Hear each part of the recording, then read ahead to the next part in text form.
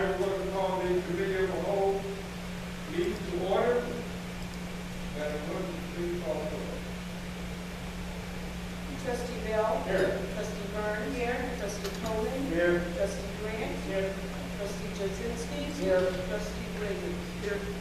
Okay, first item, discussion and presentation, Clerk Comments, Seldon Fox Accounting.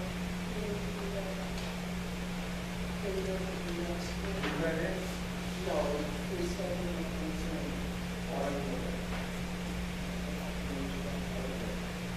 Okay, well, then we'll go to the B&F.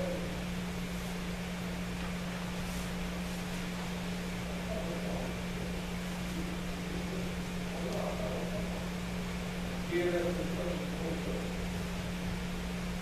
Services.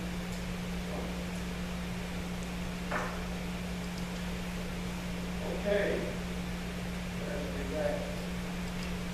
Those of you who want to get right now ready to go. Next item, Trustee Burns, I think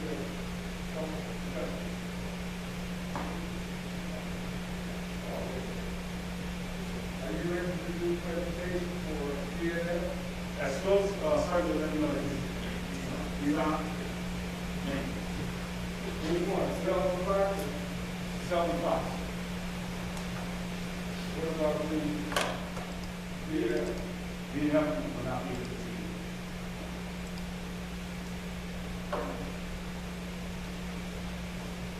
We'll go back. Trustee Burns, we'll go back to you.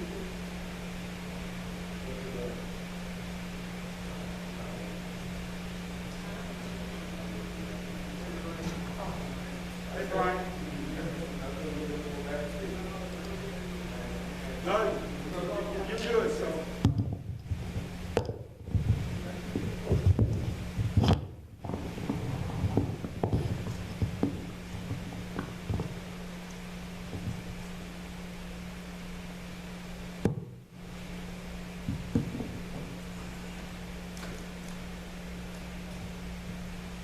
Okay, we ready? All right. Good evening, Mayor, Board, Madam Clerk. This evening, we're going to have Brian from Seldon Fox talk about the services his company can provide to the village to assist the village with the FY21 audit.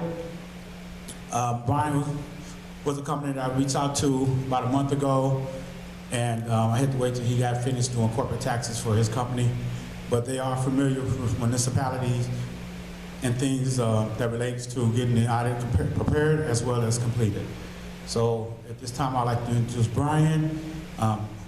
Quick housekeeping. I do not know Seldon Fox, have not worked with Seldon Fox, nor has I worked for Brian in the past. So this is strictly an independent individual as well as a firm that I found via Google.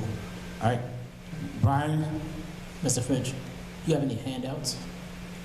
No, I don't have any handouts, and I was hoping you guys, maybe I could run and go get the PBC list, but I don't have any handouts, so this is more a Q&A for Brian and as well as the board to maybe ask questions, to get an assessment of his experience and what he feels his firm can do to assist us moving forward with the FY21 audit.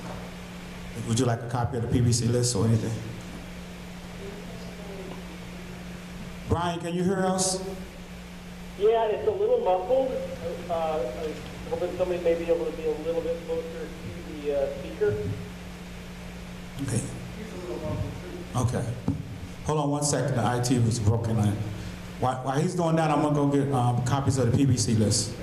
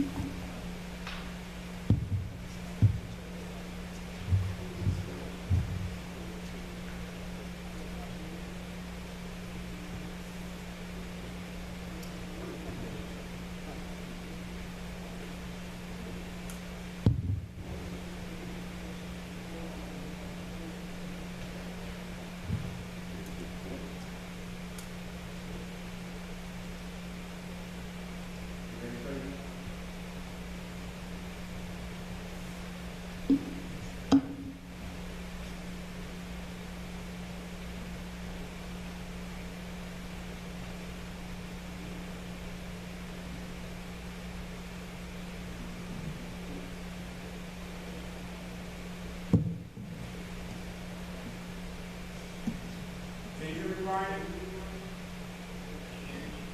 Okay. Yes.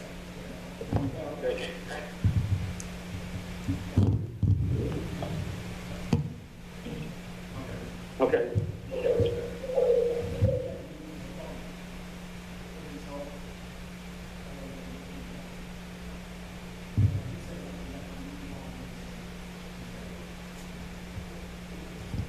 Okay, Brian, you can go ahead and just tell the board and the mayor a little bit about your company and the service you provide in Sauk Village. So our company name is Seldon Fox. Some of you may know us, some of you may not. We do have a pretty big...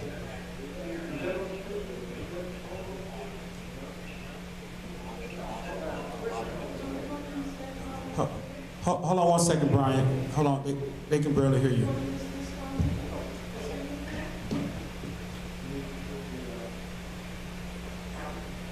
We're trying to get the volume louder.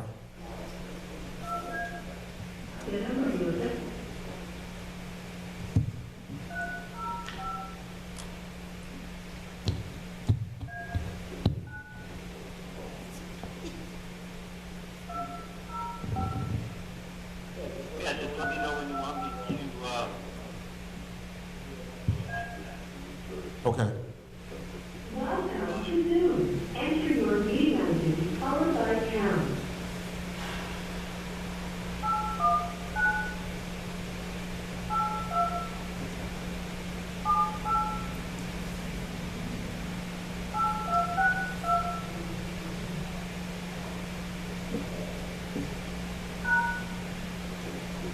Please enter the meeting password followed by pound.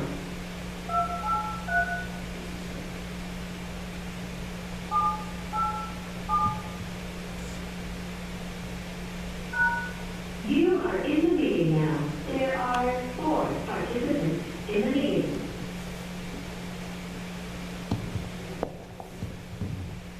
Okay. Can you hear me, Brian? I can hear you, yes. A little faint, but I can hear you good. Can you hear me okay? Yes.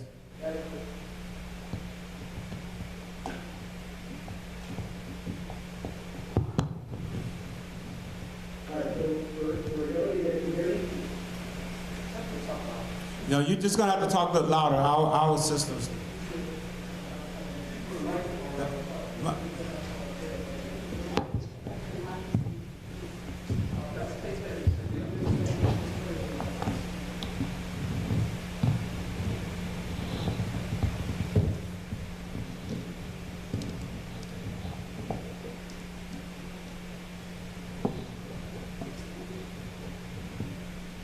All right.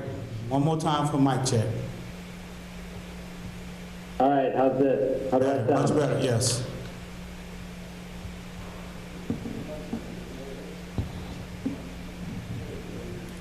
Okay, you can go ahead and proceed. Okay. So I'll give a quick summary about us and our firm and a little bit about what we would be doing for you, or at least what we understand we'd be doing for you, and what our expectation is for what we would do for Sauk Village. So our firm is Seldon Fox. We are a mid-sized accounting firm. We have about 75 employees. We have 3 main divisions, which is our audit division, our tax division, and then our accounting solutions division.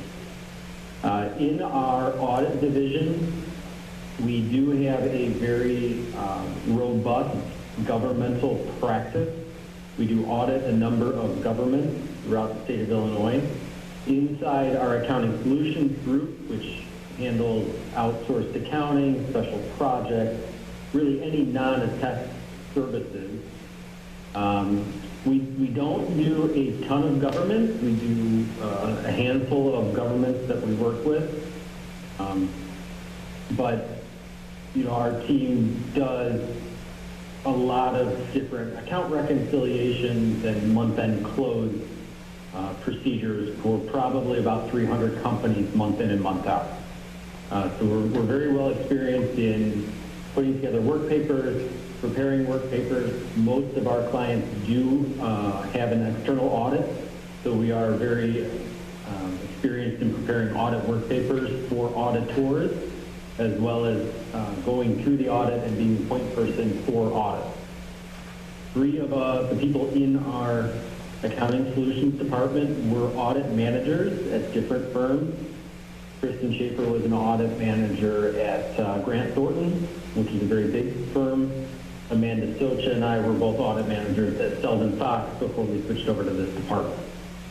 Our department originally back in 2014 worked with about 5 clients. Today we work with a little over 300 clients, month in and month out. So we've been very good at what we do and very, I guess, specific about what we do and how we do it. And it has resonated well. So I think from what our understanding is, you have some audit work papers that need to be prepared for the 2021 audit. And our expectation is that we will be able to come in and really push those reconciliations along at a quick pace and get those done so the audit can get started. At the same time, we're going to take the PBC list, which has been provided by the auditors. Anthony provided me a copy of that, and we will go through that list, and we will take a look at all the work papers that are prepared to make sure all the work papers are in fact prepared and do tie out to the trial balance that will be given to the auditors. And the idea behind that is that that will make the audit go a lot more quickly because they will have the schedules will tie, and then the auditors would just select certain samples for testing. Your internal team would pull copies of those samples, provide them to the auditors, and hopefully the audit can go smoothly. Once the 21 audit's done, we can provide support for the 22 audit if that's what's needed. And that's kind of the general overview of what we plan to do. Now, right now, we don't necessarily know what kind of condition they're in. We don't know what information is missing, what information is available, so it is difficult to give a time frame on how long this would take. It is our expectation that we would be able to do it within 3 to 4 weeks, as long as all the information is available. And that would be more of a worst case scenario. Our best case scenario is we could have it done in 2 to 3 weeks. But again, that is heavily reliant on the availability of information as well as the responsiveness of the Sauk Village team. Okay. And that's my summary. Well, thank you. I guess, Mary, you want to see if anybody have any questions?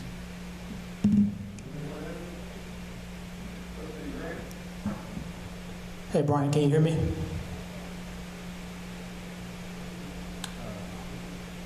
Were there any questions? Yeah, Brian, can you hear me? Where's the speaker? So probably. It's a little muffled. Whoever. What about now, Brian? Is that better? To the mic. Is that better? That is a little bit better, yeah. All right. Yes, that's better. So without knowing exactly how much time this is going to take, how does your manpower look in regards to resources you'll be able to send out to the village to tackle the audit? So we have 12 people on our team, and what we would do is Amanda Socha would probably lead the project. She's our most experienced governmental person. She did a lot of audits in government, and she does handle our biggest governmental clients right now. So her and I would probably do a diagnosis. We'd get a copies of all the work papers, go through the PBC list with the team, figure out what is in good shape versus what's in bad shape, and then we can determine how many of our staff can be assigned to this. We can assign up to 4 or 5 people if that's what's needed, and we would have the capacity to be able to do it. Now, they're all at different levels, and they work at different paces. If it's 4 bank reconciliations that need to be done, we may only assign 2 people. We may only assign 1 person. If it's 4 bank reconciliations, a couple prepaid work papers, the fixed asset work papers, we may assign certain people to certain areas. So how we carve it up amongst the team would be dependent on what we see when we do that initial diagnosis. But again, we have 4 to 5 people we would be able to assign to this. Again, with the goal of trying to get this done within the 3 to 4 week time frame. Sure thing. And one more question. For everybody that you will have on working on this, have you shared with Anthony the like you said, the levels, partners, seniors, accountants, and what the pay rates to Anthony, so we can get a somewhat of an idea of what we think we'll be looking at towards cost-wise? So what we proposed to Anthony is that it would be a single blended rate as opposed to a rate based on level, so that, you know, once we get through that initial diagnosis, we would be able to estimate how long it would take us, and then he would be able to take those hours times that rate. All right, thank you, Brian. Yep.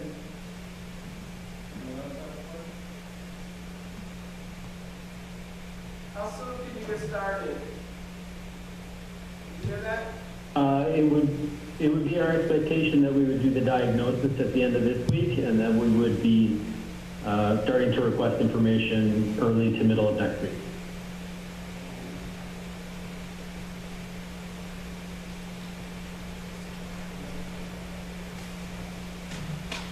So we would anticipate the work would begin next week, but the initial assessment would begin this week. All right.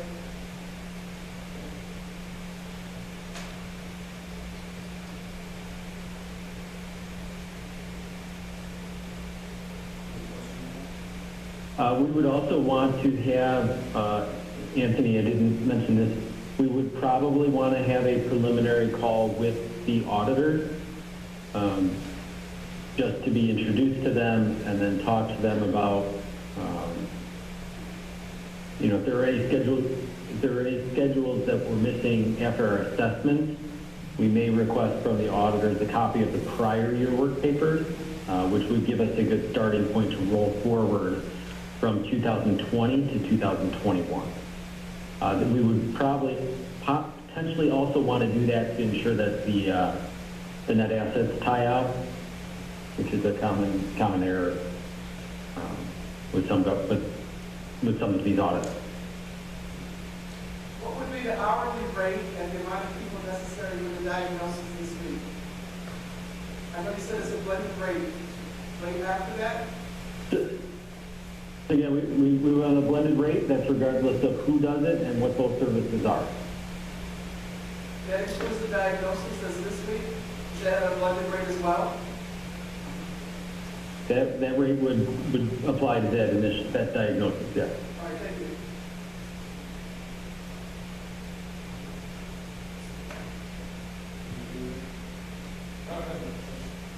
So, Brian, I do know that we have at least 4 of the larger bank accounts that need to be finished and reconciled.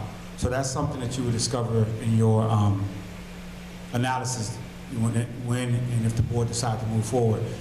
The, Okay. Can you run that by me again? You're a little muffled. There's at least 4 major bank accounts that needs to be reconciled before, as you said, tie out to the trial balance. When you do your analysis, will you have a team that will work on those, let's say 4 bank reconciliation, as well as a group of individuals working on the other pieces that need to tie the trial balance out? Or will you just have the 4 bank reconciliation done first before you move on to, like, let's say phase 2?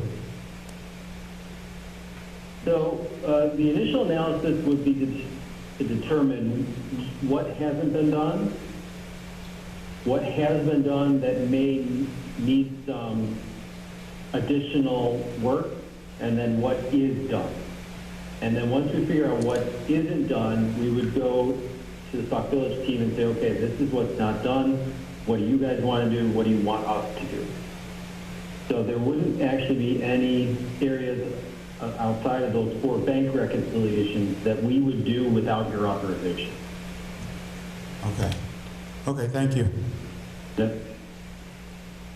And the bank reconciliation, you know, from the way we do it, we're going to request all 12 bank statements for each account, and then we're going to request the general ledger detail, and then we're going to kind of take the 2 and work through it to figure out what is missing, what isn't missing, and what we do is we kind of get to an ending we accumulate these items all the way through to that last bank reconciliation. So when we get that final bank reconciliation, that's when we would go to the Sauk Village team and say, these are all the different items that either weren't posted and should have been posted, or went through the bank account and aren't in the ledger, or are in the ledger and not need to go through the bank account. And then there would have to be a determination on what to do with those items, and we could certainly make those recommendations. And then after we post that entry, that's when everything would get sent over to the auditors. Okay. I do have one question. Do you hear me? I can hear you. Okay, I do have one question.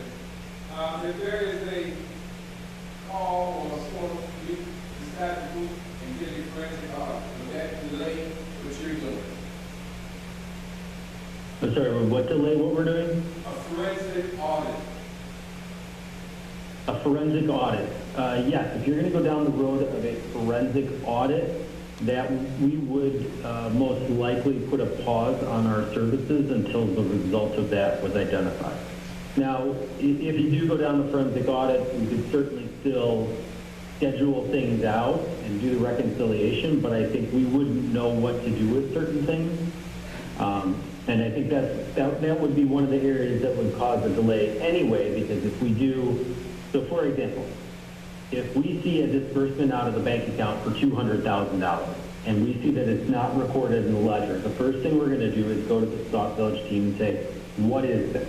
Why did this money come out of the bank account and who authorized it? And then the Sauk Village team would have to go and do that research to identify what that is. It could be a payment to a vendor, it could be an ACH for something, it could be a wire transfer, it could be that somebody did an unauthorized disbursement. So if the team came back and explained what it is, we know how to post it. If they come back and they say, we don't know what it is, that's when we would probably say, until we can determine what that is, that's not something that we can do anything with. So that would in theory sit on your bank reconciliation, which the auditors wouldn't particularly like.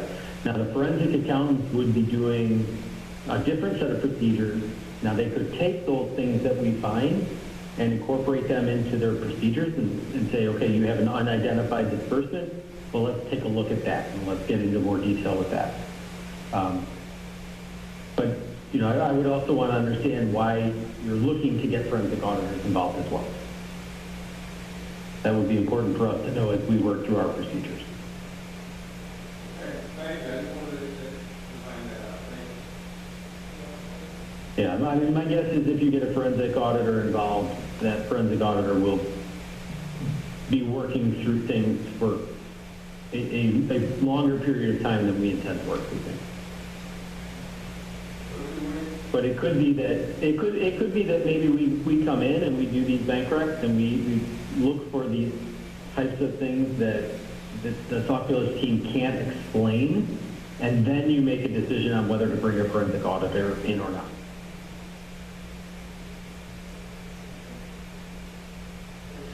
Mr. Mayor, are you suggesting that we should do the forensic audit before we bring that in? Is that what you're suggesting? Definitely, if you decide that you want to get a forensic audit, where would you stay? In other words, you just stated that you have to wait until the forensic audit is done, or you would want to start a procedure, because when they come to a point where you get to the impasse, you forensic audit is trying to find out you won't be able to get information. Mr. Fitch? I also think your external auditor would want to wait to find out the results of that as well. Mr. Fitch, when we did the last forensic audit, was it done after the regular audit was completed, or was it done before the regular audit was completed? It was done after. The last time it was done after the regular audit was done. They're suggesting we do the forensic audit first. Is that what you, I have. Who suggested? No, I think, and correct me if I'm wrong, Brian, with what your firm does, especially with cash reconciliation, you said, and I don't think you guys, the trustees, really understood what he was saying. His firm is not allowed to make an entry. So let's say in May, he does the numbers and it's off $100. His firm would not record that $100. He would go from May all the way to the next April for the whole 12 months and say, These are a series of discrepancies that my company and team has not been able to identify. Sauk Village team, can you look into it and tell us what is this $100, let's say, for May? At that point, if we, the team, cannot find out what that $100 is, then the board will have to make a decision what to do with that $100. Now, the difference is when a forensic audit comes in, they won't necessarily give the board the option to determine how to reconcile that $100. They're going to say what they think caused the discrepancy in the $100. So what I'm saying, because we will have a list from Seldon Fox of any discrepancies that they find to reconcile that will go to our external auditors, Baker Tilly, that list can as well be turned over to a forensic audit team, and that team can say, okay, what was this $100 that the board, let's say, decided to write off? They would do a more deep dive into that $100.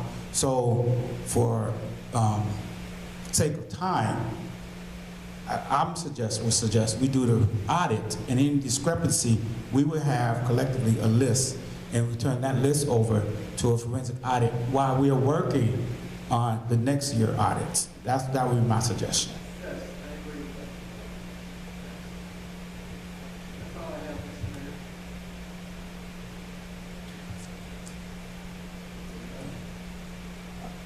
I think that's it, Brian. Don't look like there's any more questions. So thank you for your time. Thank you for the explanation. And once we finish meeting with the board, I'll let you know where we're going to go, decision we go from here, one way or the other. But again, thank you for your time. I know you've been doing a lot of taxes and got a few more hours before midnight to finish them off. Yeah, yeah, I will be working straight up till midnight on taxes tonight. So everybody, if you haven't filed your taxes, get them filed. Exactly. Thank you. But I appreciate you guys having me. Thank you. Anthony, we'll talk soon. Yes, sir. Thank you. All right, take care, everybody. Bye. Goodbye. I have a question. So, more so for Mr. Finch. So,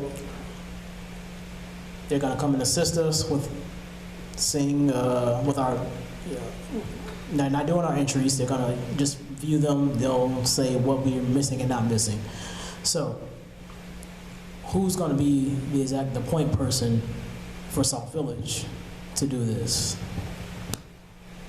I will assume that's the person that's in charge now, Ms. Lewis. So after we, let's say we do engage with them, then you'll step back and you'll let her be the point person. Yes, between... I'm only involved with this process because I was asked to find an accounting firm. And the two that I initially tried to reach out to, they was unavailable. So I would be audit or journal entries or anything of that nature. So, and there's pretty much nothing that the auditor would ask me with respect to my role that I would have to provide them. So I won't be stepping back because I won't be getting out front. Is everybody in the department capable of doing journal entries, posted in Civic, and whatever else needs to be done to complete the audit? They should be, because back in this October, November, they was all assigned part of this PPC list. Okay, So they should have been trained. If not, if they didn't know, they should have been trained to know how to do it, because again, this audit was already moving forward. right. So speaking of that, so like where are we with this? Do we have one that's filled out that says what we've completed? Not to my knowledge. I know some of it has. I did have a meeting maybe the end of February. I know some stuff is put in the folder on our current drive. I'm almost certain none of it has gone to the auditors because they did not want to see anything until the trial balance was done, because that's the initial start point. But I do know some of these items has been completed. How much of it, I can't tell you. I would assume at least 50–60% of it is completed at this point. But I could ask for that answer hopefully tomorrow. Okay, and my last question. So Brian said he sent you over the rate, the blended rate. Do you feel that blended rate is comparable to other firms at the hourly rate? His max rate was 125, which is half of what we paid the last audit firm for their senior staff. I mean, their management partners. Their management partner was definitely more than 125. So if we getting him and another management staff at 125, yes, I would say definitely yes. All right, thank you.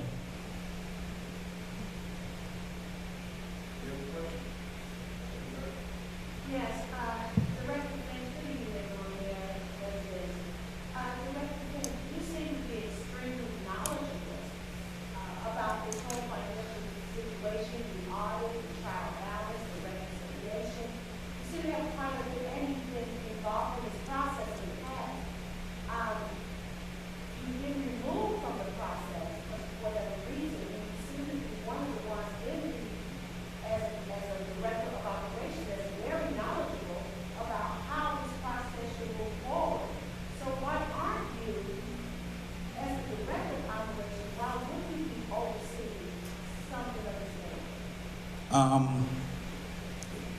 Again, that's something that I was asked not to be part of, and I respected that decision. So, again, like I just said, Trustee Grant, I'm not stepping backward because I'm not stepping forward. So, it was something that was asked of me, and I respected it and left it at that. Okay, so something you was asked not to perform the duties that you were hired to perform? Well, my Your job description? well, the day-to-day of the finance department, not my job duties because I'm no longer a finance director. So that part of it I don't do. I haven't done day-to-day financial director responsibilities since probably 2020. But overseeing it, I guess I'm still overseeing it. I'm just not involved with doing things that assist the audit. Okay, so you are the director of operations, and it is in your job description to oversee the department head, to oversee these things. Is that what you're explaining to me? Yes. But then you've been asked to step away from doing your duties I- as the director of operations in particularly the finance department? Asked to not be involved in day-to-day operation. I can still ask questions, but doing entries that Brian would have suggest and things of that nature, that I do not do. But I can ask questions. I can bring in the audit company like that, something like that, but not the day-to-day operation. I'm not doing that. If you're saying that's part of my job duties, I don't think that part of it, doing the actual day-to-day work, is what I was assigned the task to do, so I don't get involved with that. Okay, so the last question that I have is, so we've been asked not to have anything to do with the finance department, but yet when it comes down to the finance department, getting information for the auditor, getting information to do audits, getting information to get a company to reconcile, to do all of those things, it's okay to do that, but it's not okay to be involved in the process itself. Is that what I'm understanding? Yes. So you're asking to do the most valuable, so the people that are in the finance department, who will be working with Seldon Fox, is not the people that have been asked to acquire these people, to acquire the accountants. They're not asked to do that, they will be controlling the process. Not to my knowledge. I was asked to get the accounting firm, and that's what I went out and did. So you were asked to get the accounting firm, opposed to the people who will be dealing with the accounting firm on a day-to-day basis. They weren't asked. It is not their responsibility, but it became yours because you were removed from being the overseer of the finance department. Again, I was asked to do that, and I hopefully think I executed. Yes, you did, sir. And to your credit, you have executed. Thank you so much. Thank you. Thank you.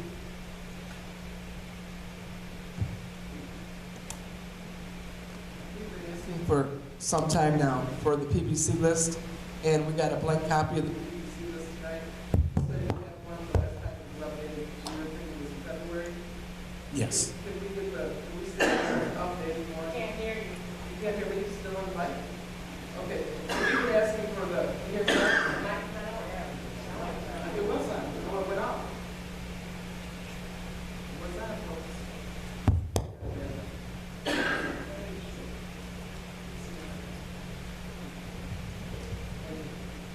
Is that better? Whoa. Yes, much better. Okay, so we've been asking for the updated PVC list for months, and we have never been given. And now tonight we've been given a blank one. You said you have one, the last time you saw it updated was in February? Well, we met in February. Myself and finance committee met in February. And during our meeting, we discussed some items. I don't have, like I said, I don't have nothing necessarily dated. I have been and a team to say, this was done, this was done, this is it maybe in a folder. But to give you something that has a particular date, that I don't have. And that's why I was saying I can ask for it, that Trustee Grant asked about, and try to have it by tomorrow. But I don't have nothing that was provided to me. We just met like we are kind of now, and I went through some of the stuff, and I was like, oh, who's doing this, who's doing that? And then they said, oh, this one's done, that one's done. But there's nothing, a concrete date that I received. Right, because I think it's important that we know what the starting point was before we bring somebody else in. We want to see where we were before they came in. So if you could give us the most up-to-date PVC list, I'd appreciate it, Okay. before they get started, before anybody gets started. Okay, thank you. You're welcome.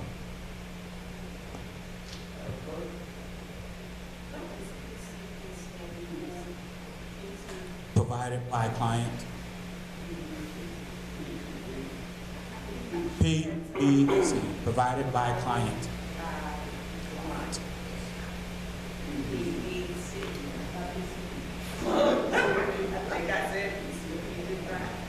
No drugs.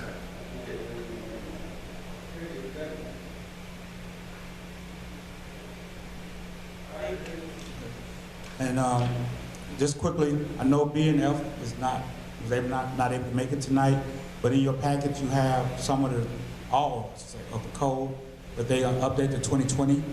They will be here hopefully May 2nd. There was a transition at their company, which is why the gentleman wasn't able to come tonight. But if you could look through that code, because the ideal when he comes on the 2nd, May 2nd, he's going to explain the changes that was made. And I know one of the changes, one of the addition that's going to be adopted is the requirement that we have for our mobile home parks, because currently we don't have any requirements as far as how they do the foundation. So that would be something that's different in the upcoming code. So if you get a chance, I know it's lengthy in pages, go through it, and then if you have some questions or something that you're not sure, just prepare a list so that when he comes out here on May 2nd, we can address that as well. I got a question. Going back to Seldon Fox, just something to keep in mind as we prepare for the new budget. It's not free. It's going to come at a cost, and so we should make sure that we allocate a certain amount of money for next fiscal year for this, for 21 and 22, because they're going to help us out with both years. Keep in mind, this is in addition to what we already paid the auditors to do the audit. So this is going to, let's just say, I'm just throwing it out there, extra $50,000, right? That money has to come from somewhere. So let's keep that in mind, and something we have to think about as we prepare for this expense. Where is it going to come from? Because every year we say, well, how are we going to pay for it? You know, and we always wind up using the water fund as our, our source of income, because that's all we really have. But it's just something to think about. Another 50. I'm not saying a number, but just whatever that. I'm sure at some point in time he'll give you a estimate of how much the total could cost based on the number of hours. But we should have to bake that into the new budget. So keep that in mind.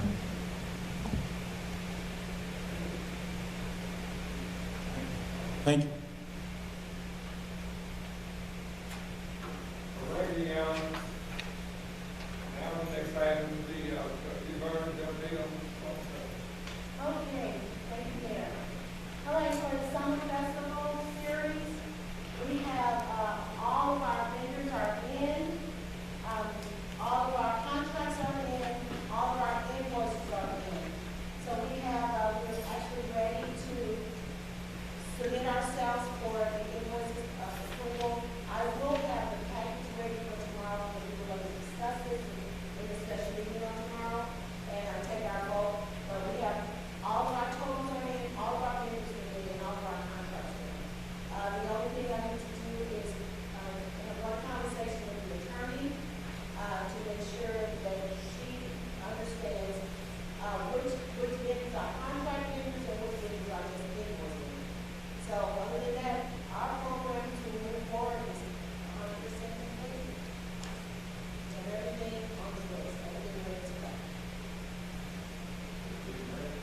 Thank you, Mayor. A few questions for you.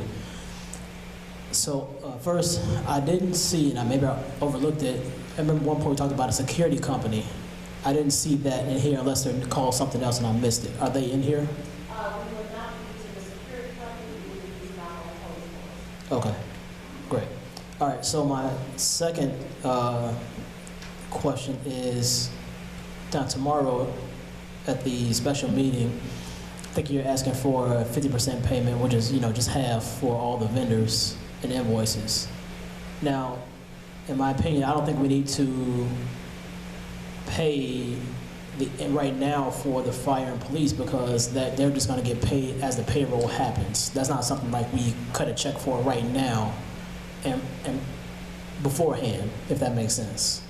How do we want to do it, because those are our internal people, so if we pay them half now, for the sake of removing it out of the account, or if we pay them everything, that's fine, how do we do it? Yeah, I think we're going to just follow our normal payroll, and so whatever officers work that event, they'll just get paid that extra money on their check in normal. So there's no need to pay them a half deposit now and a half deposit on the day of.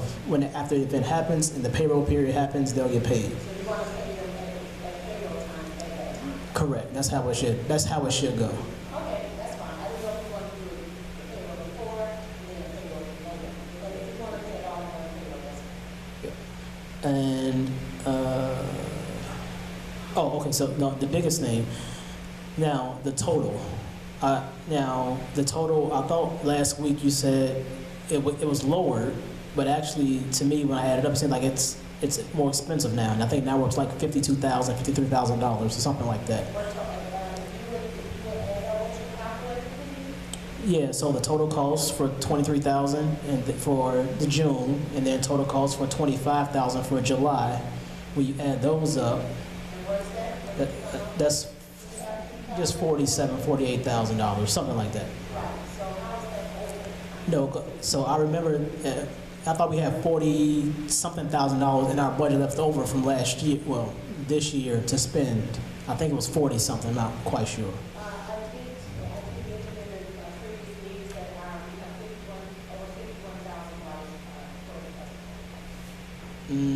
I remember 40-something. I don't know about the 50s. I've already checked that, and the rate of pay, there's over $44,000 in the budget, and there's also another $8,000 or so that was people that contributed and sponsored. So we are providing the sponsorship along with the budget, and that will come out to $51,000 plus. Okay, so keep in mind though, that $8,000, that money is supposed to be revenue because at the time when it was presented, it said we would collect, I want to say $35,000 is how much we would raise. So that $8,000 went towards that revenue that we should have collected. So let's just say, for example, we collected $8,000 out of the $34,000 revenue. That was the whole, one of the agreements in order to get the event approved. So therefore, I wouldn't use that $8,000 because technically that $8,000 is revenue and not, we can't use that as an expense now, if that makes sense. I know it's confusing, but. Well, it doesn't make sense because, again, those were sponsors, and sponsored money has to go on towards what it was being sponsored to. So as a result of that, we are using the sponsored money for sponsored events. Right, so we collected the money, so they gave us money and we were gonna do something for them, right? So I think, let's just say, let's just say it was like a highlight wheel or something, advertisement. That's what the money was for, I believe. So if they pay us the money, we said, hey, we're gonna we're gonna advertise your business or whatever, 30-second reel or whatever it is. That's revenue that we brought in. This, now we're saying that $8,000 is going to go towards the cost to spend on the fest. So then that $8,000 that we received in revenue, it kind of like it goes away. And so we expected to receive some sort of revenue from that event, from the fest last year. So expecting to receive revenue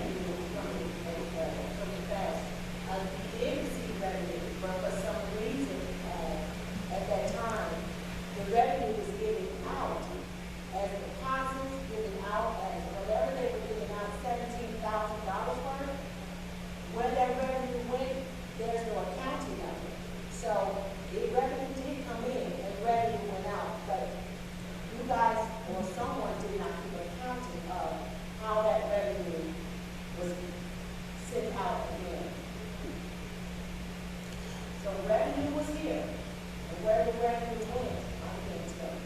But our vendors will have their advertising, they will have their signs, they will have their banners, so they will be represented at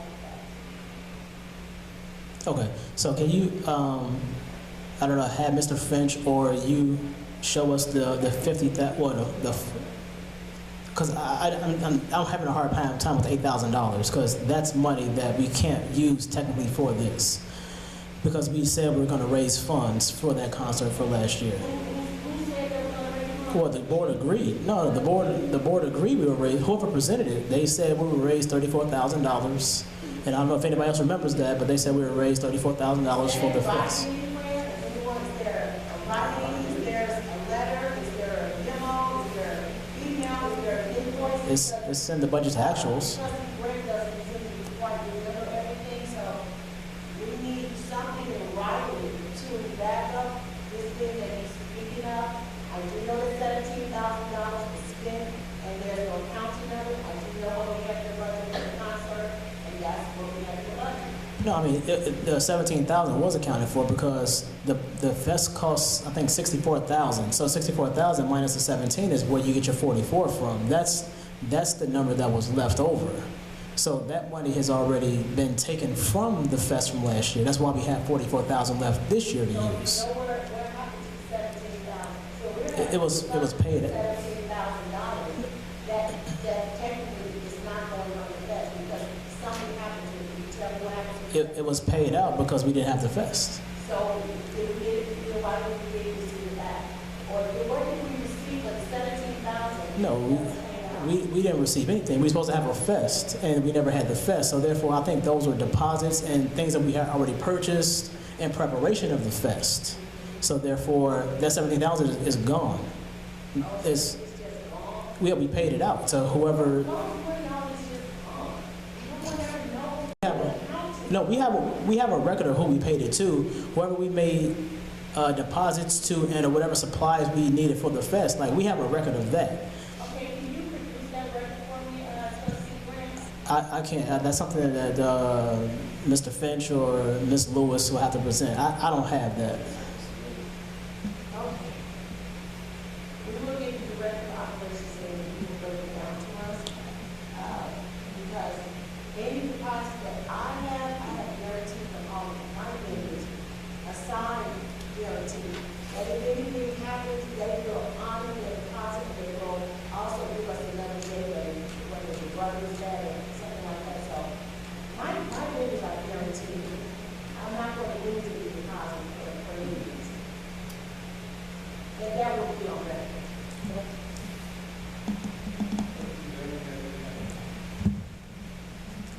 The way I'm seeming to remember how that went, the $8,000 was to offset the loss. That's the way I remember the former finance director stating it. But also, out of that $14,000 or $17,000, supposedly we had $10,000 returned to us, and they kept $7,000. The company, they kept $7,000 for unrefundable deposits for talent and whatever else they had to pay these people for because they lost. So they got to keep their deposits, whatever the talent was, and that was from Righteous Works, or I believe that was the company was called. That's the way I remember it. That's, I mean, you know, I've been dropped in my head a few times, but I see that's how I remember it.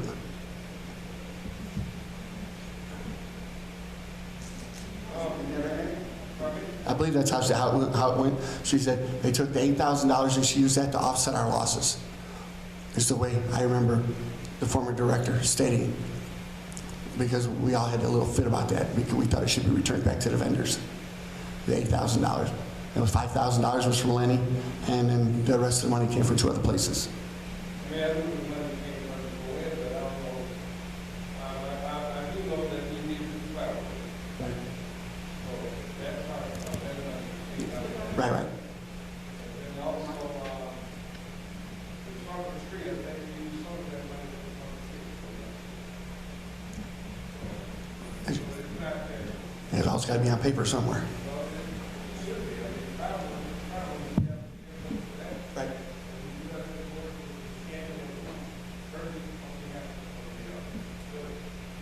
I do have a couple of questions.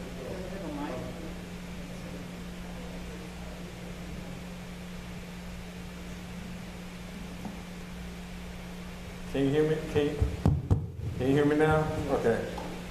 I do have a couple of questions. The first question I have is the contracts. I know you stated that there were some that were contracts, some that were invoices. Have all contracts been gone through the lawyers? Contracts, not invoices, contracts. Have all of them gone through the lawyer? Yes, yes. Okay. Everything that's a contract has gone through it. They're only two, which is the stage and the stage production. That's a full contract. Everyone else are just DJs. Okay. And, Okay. And the second question I have is conflict of interest statements. You know that they need to be signed also. and You no have- more. Pardon me? Conflict of interest, you cannot hire or whatever a family member and you pay them because you Your mic went out there. Mike is out. Mike is out. I did speak with the attorney about that, and since we got a village resident who has been participating in the Sauk Village Festival years before I or anyone, the other trustees, Johnson, years before we had even thought about being trustees, these individuals have been participating in the Sauk Village for a few years now. And so the attorney was very clear that because of their participation prior to us being trustees, what we would need to do on that particular portion is to abstain. Okay, you have to abstain. Would you say you would have to abstain from the vote? Is that what you're saying? I would guess we would have to abstain, correct, on DJ in particular. The one that involves a, I guess, conflict of interest. Correct. Just want to make sure that you do that. Yes, sir. Question. Trustee, Okay. Can you hear me? Just learned that a portion of the money that was for the festival was allocated or spent on the trunk or treat. Is that the part that the village provided, yes. why? Just like Easter egg hunt. We have Easter egg hunt every year. And the village buys and pays for those Easter eggs. Okay. Well, my question is this money was supposedly budgeted for the festival. Okay. So, but we took money from the festival to, I'm asking now, we took money from the festival again to pay for truck and treat or? That's not for, it's just the portion. There was a portion that was there passing out candy or whatever that the village actually paid for. It's not, they didn't pay for all the cars. Everybody that had a car did their own thing. Okay. How much was it? I have no idea at this point. It wasn't that much. Oh, It was only, I mean, candy. okay. So it may be in the hundreds. Okay. I want my money back. You tell the kids. Make sure you tell the kid that you want your money back. And that's who got the candy. The children did. We gotta make sure that, so each, well, so each event that we have, whether it's Easter eggs, trunk or treat, or any event. No. It was just that one. Okay. The other one, Easter eggs, came out of the Parks and Recs. Okay, so do we have a particular way that if we know we have a trunk or treat or Easter eggs or whatever we're doing, do we have a particular system or procedure of how we want to give money to be able to purchase the candy, the eggs, the treats and all that for the children? Just as the festival has its own funding, does the Easter egg have their own funding? Because this is something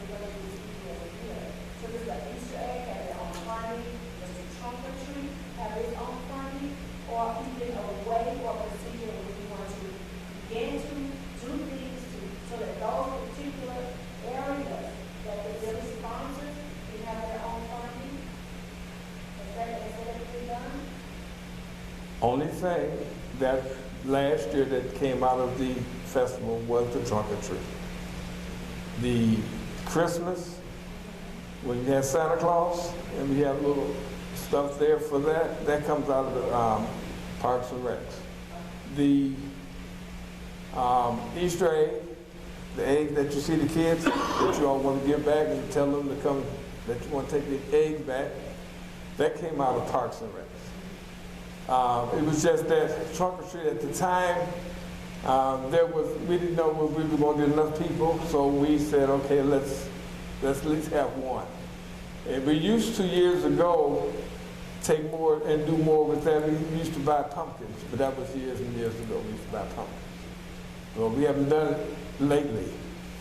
Trunk or treat has been self-sufficient, but last year it was kind of iffy if we would get people to do that, so we did that. So generally, trunk or treat comes out of the Parks and Recs? No. No, generally generally trunk or treat will come from the people that come out and give candy out of the back of their truck. This year, last year, we didn't think we were going to, because of COVID and everything else, we didn't think we would have enough, so we were just going to do just subsidizing. It wasn't that much. It was basically candy. Thank you.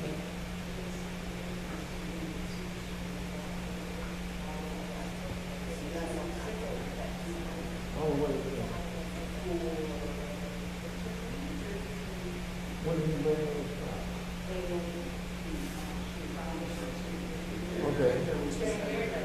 I'm understanding what you say. You said that he brought those expenses out? Yes, and after we realized that we would not have the festivals, Yeah. then we were looking at how could we reduce the loss of some of the monies that we had put out. And so the trustees voted then to use some of that money, say, for the fireworks, because it would help to negate as much of a loss as we were going to realize had we not used some of those funds. And everything, it's always in the minutes. If we talk about it here, it's in the minutes, and the minutes can be gotten from my office and/or from the village website.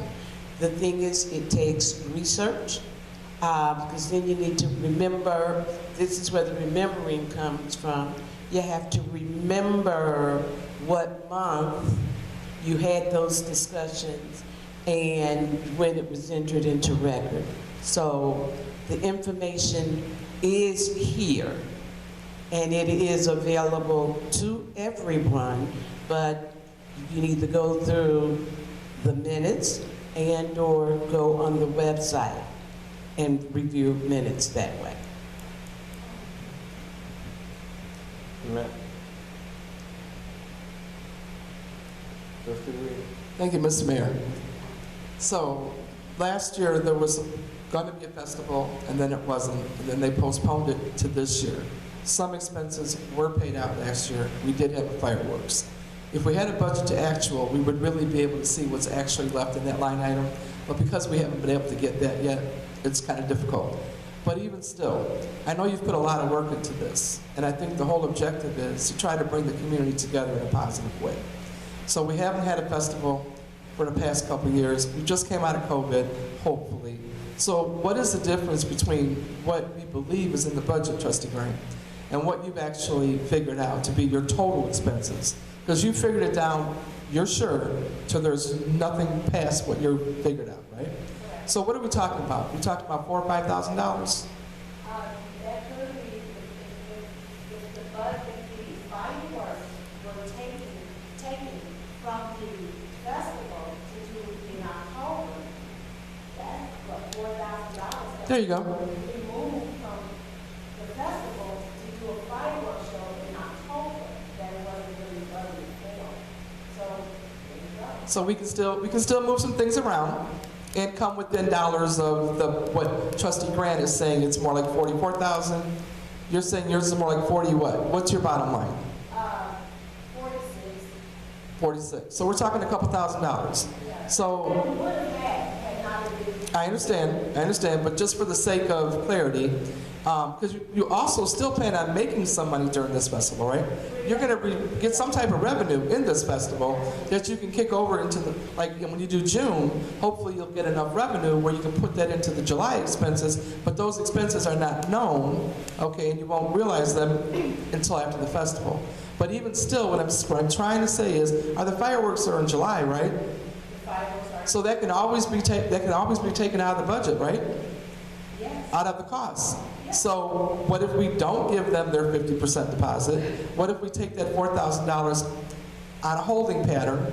Are you then below, along in line with the $44,000 that Trustee Grant is working with?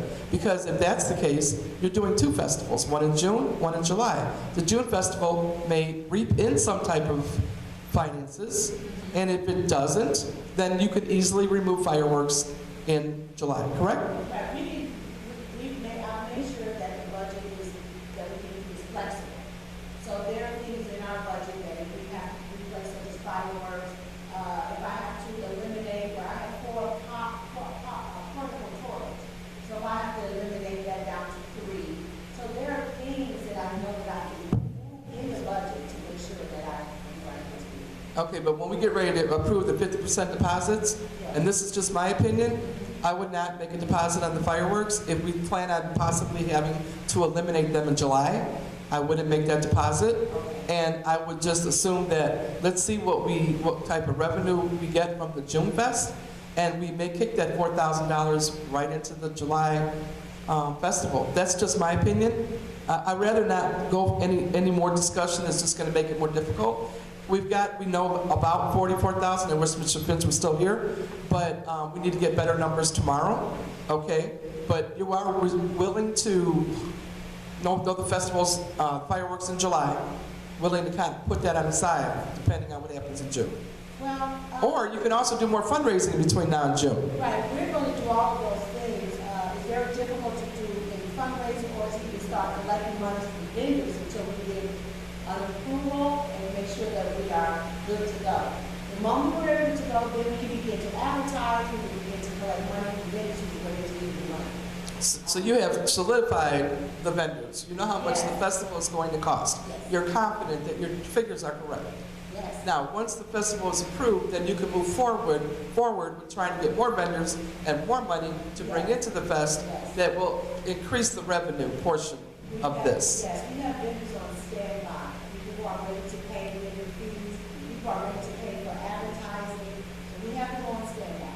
So money will definitely be coming in. Revenue will definitely be coming in.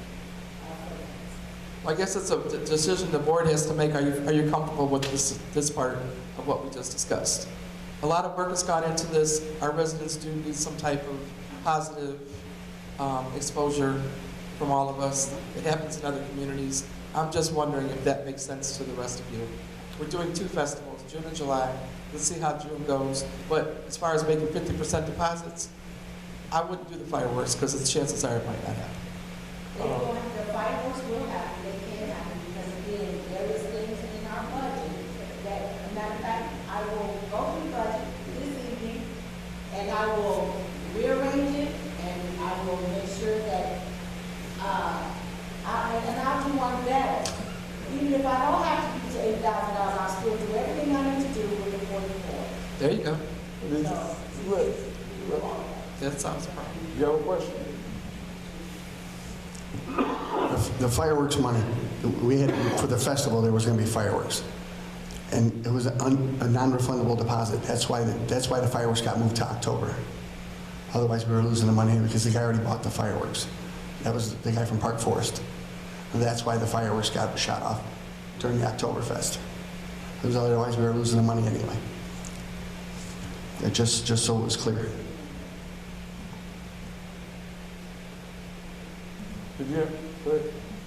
Thank you, Mayor. Question for you, Trustee Burns. You said we're going to collect revenue. What is the villages taking now? What are we selling, or what are we doing to collect that money? Like, is it food going to be out there? Because if there's food, then obviously that's going to come with permits. And so I just want to hear from you, how are we going to collect money? People want to advertise their businesses and they're willing to pay to do that. People want to have banners out there to advertise their business and they're willing to pay to do that. We have people who want to sell, t-shirts and whatever else, and they're willing to pay money to do that. So there are several ways that we're going to make money from that. Okay, so for everybody that's, so for the vendors, they'll have to have permits. So do you have an estimate of how? Some sort of fee that we, as the village, has to charge the vendor to say, hey, you can occupy this space for X number of dollars. Right. So do you have well, at some point you have to come up with you should come up with an estimate of how much we expect to receive in revenue, because let's just say that the fest costs $50,000, but you're saying we're going to collect $5,000, right? So every little bit helps. So you should just come up with a list of what you expect us to receive in June and July. Well, I can start with us as the trustees, and as this being our festival, I can start with us. I can go to each trustee and ask each one of us, what do we expect, and how many events do we expect to bring to such an event? So I would ask you yourself, do you have an estimate of how many events you think, or how many people you think you're going to bring to participate in the event? If each vendor or each trustee can give their estimate, and there you go, we have an estimate. Because this is a Sauk Village event, it's not a Trustee Burns event, it's a Sauk Village event. And that is something that we as a team, we as a board can participate in together. So if I say I have 10 vendors that I want to bring in at $250,000 each, that's my estimate. But I would also like to ask you, Trustee Glenn, what do you think your estimate would be? Who do you think you would like to bring to make this thing the best that it can be? How many vendors that you would bring to the table? And there you go, we have our estimate. That's just starting with us. Gotcha. And do we have to pass the July one at the same time as the June one? Or we do? Because all of these things need to be secured now. We have tents, we have portable parties, we have stages, we have all of these things, and these things have to be secured now. I started with this early, as we all know, and I think you guys went into the situation last year. If you wait too long, you will not have a stage. If you wait too long, you will not have anything. And we're actually at that point that stages, all of those things are basically sold out. So I was able to jump on these things early while the snow was on the ground, and I was able to secure it. So there you go. Okay. Public comment? Somebody make sure that that mic is on. All questions and comments will be.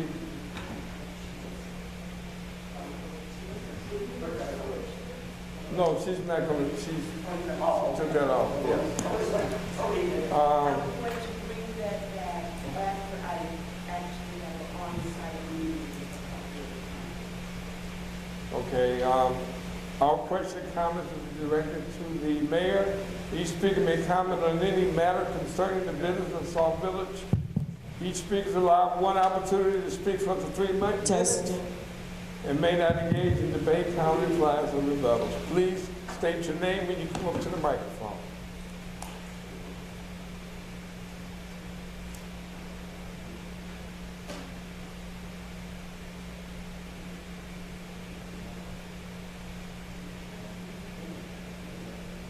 There are none. Okay, before we go into executive session, I'll ask for general comments from the trustees. I'll start with Trustee Kaczynski. No comment. Trustee Williams. Thank you, Mr. Mayor. First of all, we do have the, I'm sure Madam Clerk would like me to announce that this weekend, this Saturday, is the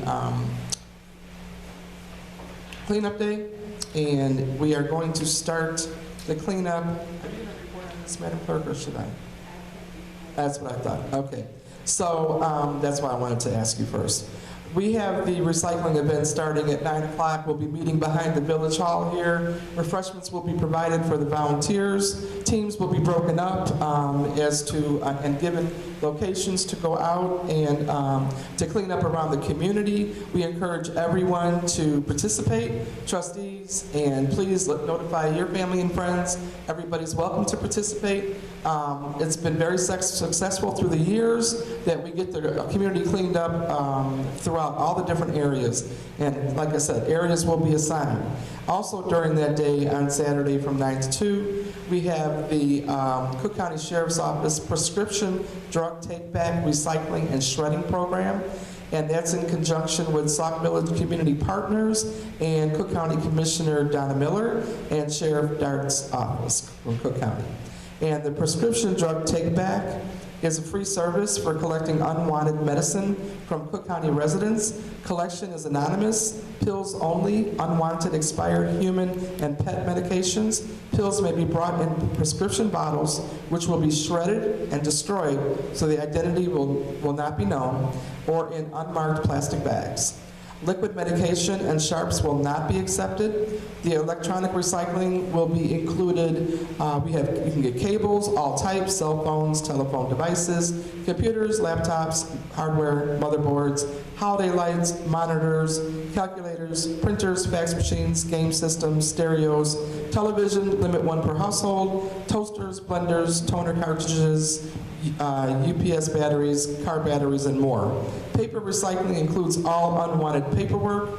Remove all paper clips, binder clips, and rubber bands. This is all confidential. It goes directly from their bin to a shredder. So feel good to know you can bank statements and whatever that will be kept confidential.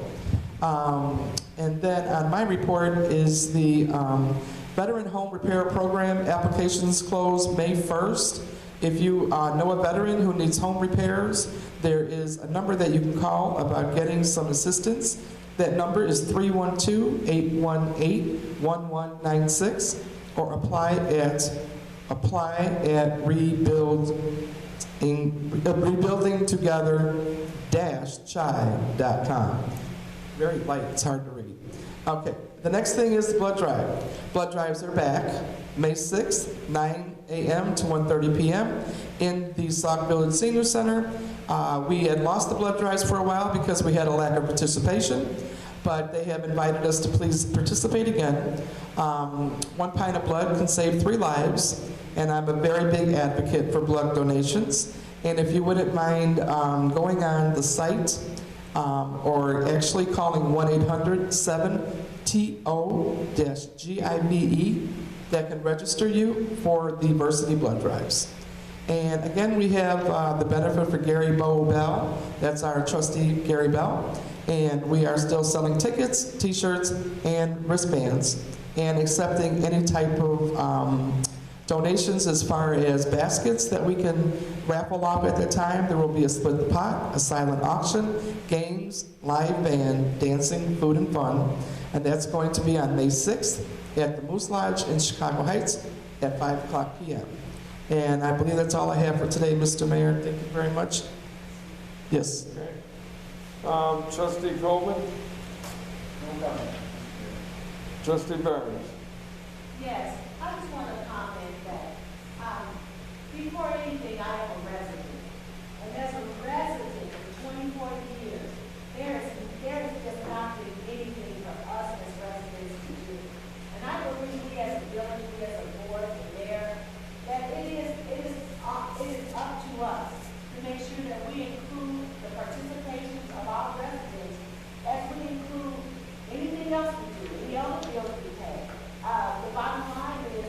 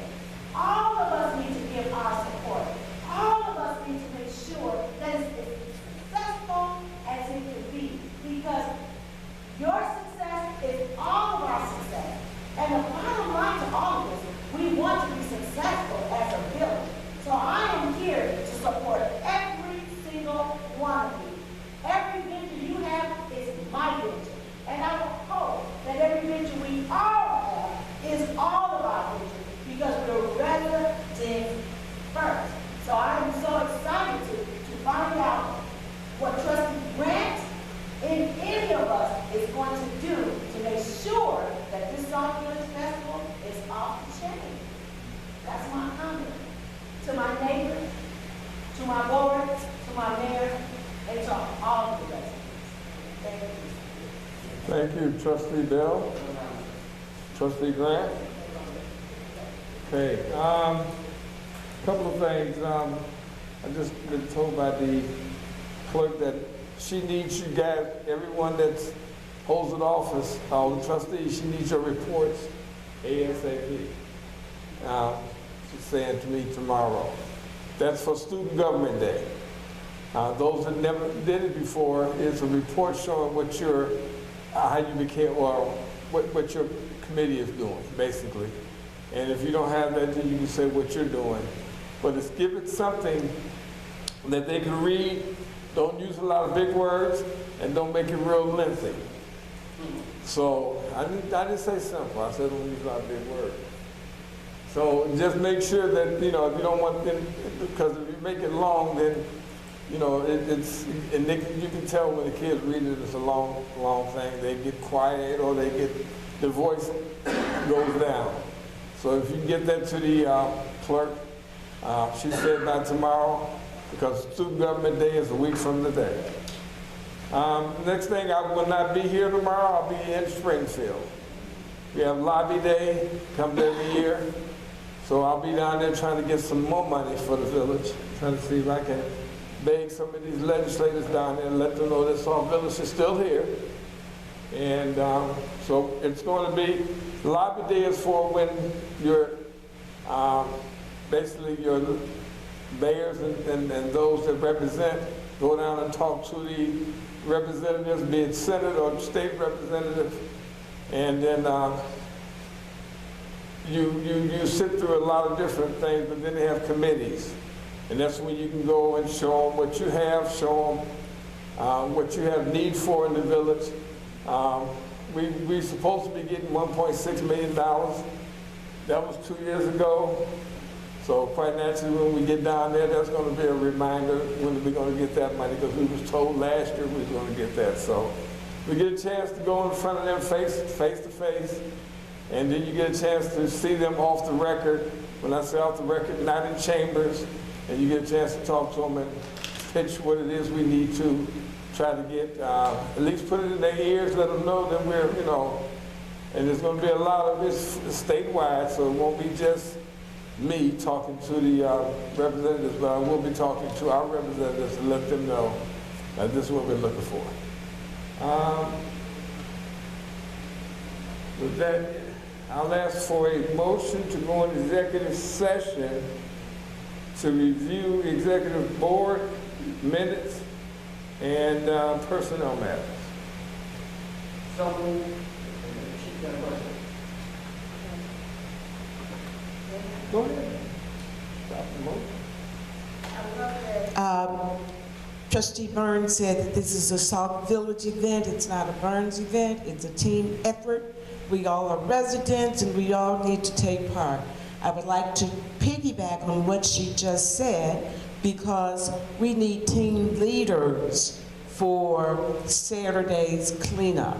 Right now, I have not one leader who would grab a team of people and go to a designation. So I can't assign teams unless you tell me that you're going to be there. Right now, Trustee Williams has taken on the charge for the recycling piece.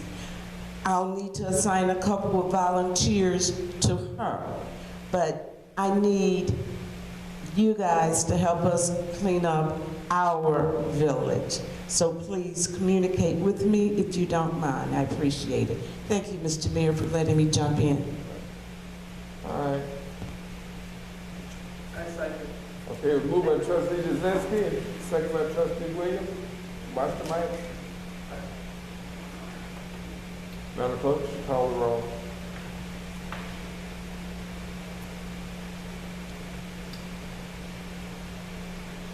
Trustee Bell? Yes. Trustee Burns? Yes. Trustee Coleman? Yes. Trustee Grant? Yes. Trustee Jazinski? Okay, we want to go into executive session.